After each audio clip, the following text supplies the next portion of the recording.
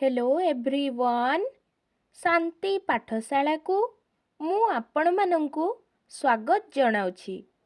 आजिकार एक नूतन वीडियो रे आमे आलोचना करिबा एक सुंदर विषय वस्तु स्वच्छ भारत अभियान। वीडियोटी को सर्वप्रथमे सब्सक्राइब करनियंतु एवं पाखरे थिबा बेल आइकनटी को प्रेस कर दियंतु। चलंतु आरंभ करिबा। मनीष बंची रहिबा पाई खाद्य वस्त्र ओ बासगृहर आवश्यकता रहिछि, किंतु ए सबु सत्वे जदि परिवेश स्वच्छ न रहिब तेबे मनीष रोगाग्रस्त होई थाए। स्वच्छ परिवेश ओ स्वच्छ वायुमंडल मनीषर आयु वृद्धि करि थाए। तेणु सुस्थ रहिबा पाई स्वच्छ परिवेशर आवश्यकता रहिछि। आम जातिर पिता महात्मा गांधी स्वच्छता को बहुत महत्व देइथिले। तांको समयरे ग्राम सफेई कार्यक्रम करी गाँ सफा करुथिले एवं स्वच्छ भारत गठन पाई आह्वान देउथिले। गांधीजींको मतरे sanitation is more important than independence. Gandhiji स्वच्छता प्रेमी थिले। तांकर एही महत् उद्देश्य को आगेई नेबा पाई आमर प्रधानमंत्री श्रीजुक्त नरेंद्र मोदी 2014 मसीहा अक्टोबर 2 तारीख रे गांधी जयंती दिन स्वच्छ भारत अभियानर आरंभ करिथिले।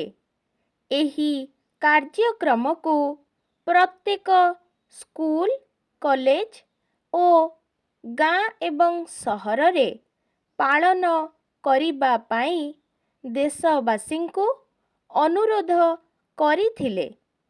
प्रधानमंत्री तांको उद्बोधन रे कहिथिले, जदि 125 कोटी भारतीय निज घर परिवेश को स्वच्छ रखिबार संकल्प नेबे तेबे 2019 मसीहा अर्थात गांधीजींको 150तम जन्म दिवस पर्यंत सारा भारत संपूर्ण स्वच्छ होई पारिबो एवं एहा गांधीजींको पाई प्रकृत श्रद्धांजलि हेबो।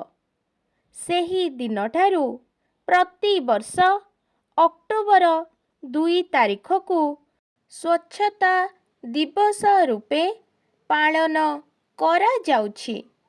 एही कार्यक्रमर लक्ष्य लोकाभिमुखी अटे। पाश्चात्य देश भली आम देशर रास्ताघाट सर्वसाधारण स्थान को सफा सुतुरा रखिबा एही अभियानर मुख्य लक्ष्य।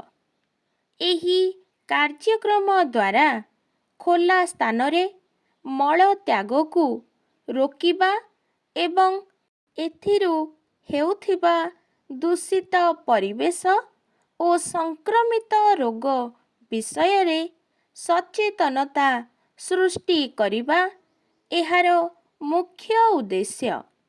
निज घर परिवेश को स्वच्छ न रखिले खाल जगारे पानी जमा रहे, विभिन्न रोगर बाहक यथा मशा ओ माछी को जन्म देइथाए।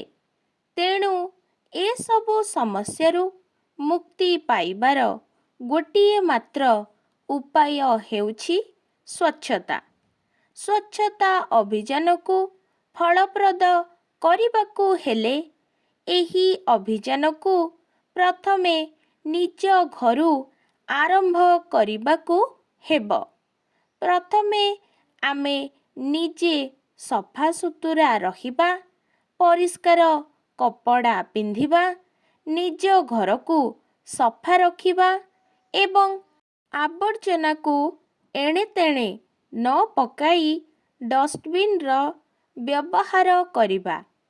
ଏହା ସହିତ ଘର ଚତୁଃପାର୍ଶ୍ୱକୁ ସଫା ରଖିବା, କୌଣସି ସ୍ଥାନରେ ପାଣି ଜମିବାକୁ ନ ଦେବା, ପଡ଼ିଆରେ ମଳମୂତ୍ର ତ୍ୟାଗ ନ କରି ପାଇଖାନାର ବ୍ୟବହାର କରିବା ଏବଂ ଅନ୍ୟମାନଙ୍କୁ ସ୍ୱଚ୍ଛତାର ଫାଇଦା ବିଷୟରେ ଅବଗତ କରାଇବା ଏହାର ଲକ୍ଷ୍ୟ।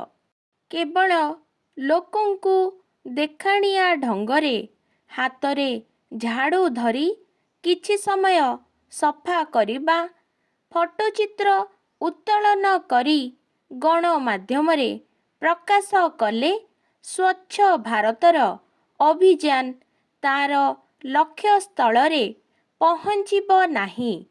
ଏହା କେବଳ ସ୍ୱାସ୍ଥ୍ୟ ବା ଶରୀର ସହ ସମ୍ପୃକ୍ତ ନୁହେଁ, ଏହା ମନୁଷ୍ୟର ନୈତିକତା ସହିତ ମଧ୍ୟ ସଂଲଗ୍ନ। ସ୍ୱଚ୍ଛ ଭାରତ ନିର୍ମାଣର ବିଭିନ୍ନ କାର୍ଯ୍ୟକ୍ରମକୁ ସର୍ବବିଧ ସ୍ୱଚ୍ଛତା ମଧ୍ୟରେ କିପରି ଆଗେଇ ନେବାକୁ ହେବ, ତାହାର ଧାରଣା ଜନସାଧାରଣଙ୍କ ମନରେ ଜାଗ୍ରତ କରାଇପାରିଲେ ନିଶ୍ଚିତ ଲକ୍ଷ୍ୟ ସାଧିତ ହେବ। ଆଜିକାର ଭିଡ଼ିଓଟି ଆପଣଙ୍କୁ କିପରି ଲାଗିଛି କମେଣ୍ଟ ମାଧ୍ୟମରେ ନିଶ୍ଚୟ ଜଣାଇବେ ଏବଂ ଲାଇକ୍, ସେୟାର, ସବସ୍କ୍ରାଇବ୍ କରିବାକୁ ଜମାରୁ ଭୁଲିବେନି। ଧନ୍ୟବାଦ।